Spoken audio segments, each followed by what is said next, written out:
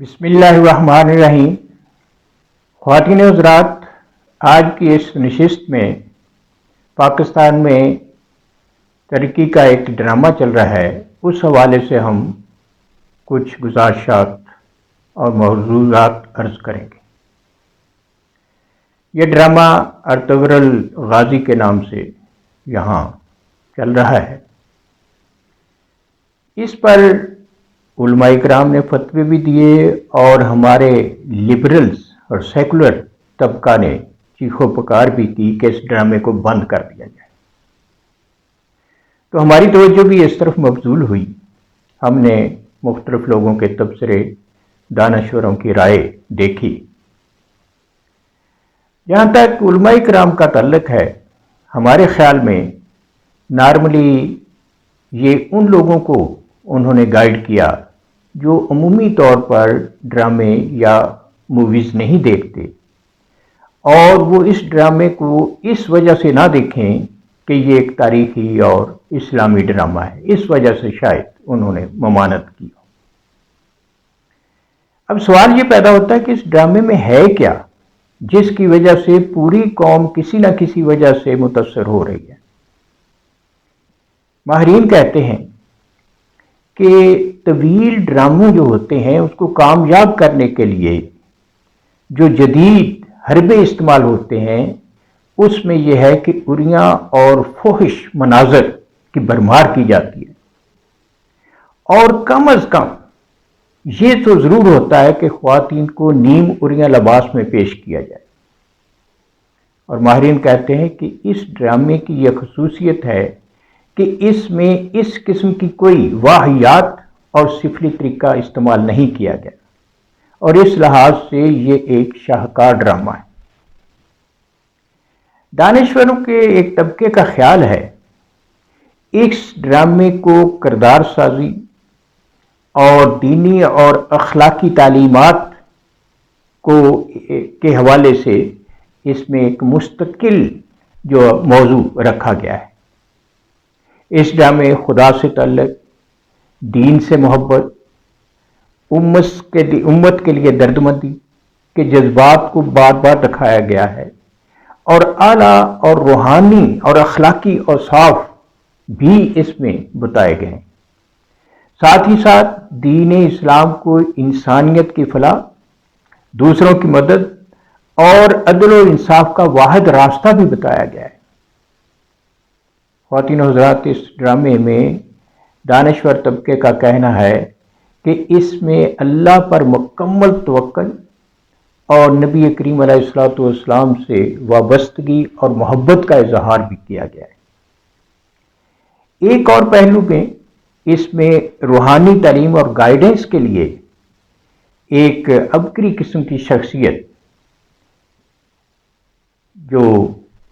جن کا نام ابن عربی ہے، ان کا کردار بھی اس میں ڈالا گیا ہے۔ ان کو ایز ایک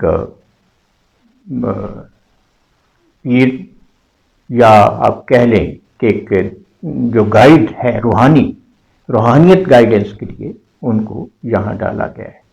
تو بعض لوگوں کو اس لحاظ سے بھی اس ڈرامے سے تھوڑی پریشانی ہے، اور سیکولر طبقہ اور لبرل طبقہ اس لیے سیکھ پا ہے کہ یہاں اس ڈرامے میں کوئی دین اسلام کی بات ہو رہی ہے، لہذا ان کا تو خیال ہے کہ ایسے ڈرامے کو بالکل بند کر دینا چاہیے۔ انہیں یہ وہ طبقہ ہے جنہیں انگلش اور بھارتی فلمیں دکھانے پر اعتراض نہیں ہے، غیر اسلامی کلچر یہاں پروموٹ ہو، ان کے لیے کوئی مسئلہ نہیں ہے۔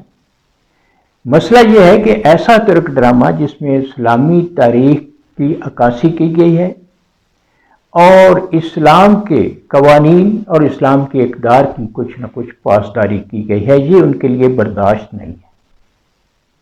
ایک اور اعتراض ہے ان کو کہ اس ڈرامے سے تشدد اور انتہا پسندی پھیلے گی، حالانکہ جن موویز کی، جن ڈراموں کی وہ بات کرتے ہیں، وار موویز، وحشت، تشدد، قتل اور جنگی جنون کے فروغ کی ایسے ڈرامے اور موویز وہ ان کو یہاں پیش بھی کیا جاتا ہے اور ان کی حمایت بھی کی جاتی ہے۔ پاکستانی گنڈاسا کلچر بھی یہاں چلتا رہا ہے۔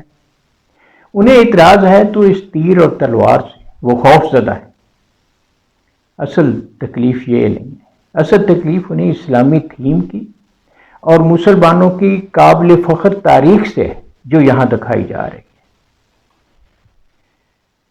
خواتین و حضرات، اس پوری گفتگو سے ہرگز یہ مطلب نہ لیا جائے کہ ہم اس ڈرامے کو اسلام کی تبلیغ کا ذریعہ سمجھتے ہیں۔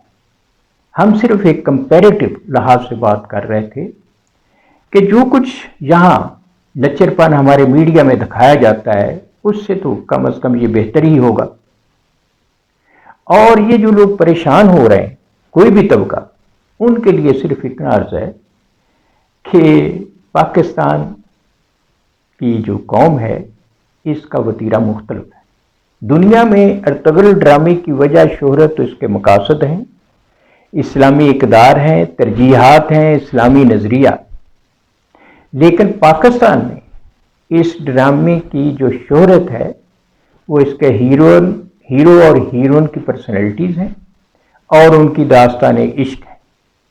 اس لیے میں یہ کہتا ہوں کہ اس ڈرامے کو بند کروانے کی بجائے معمول کا ڈرامہ سمجھ کر برداشت کر لیا جائے۔ خواتین و حضرات، اللہ سے دعا ہے کہ ہمیں اسلامی ڈرامے یا ڈراموں کے اسلام کی بجائے صحیح اسلامی اقدار کو سمجھنے اور اس پر عمل کرنے کی توفیق عطا فرمائے۔ وما علینا البلاغ۔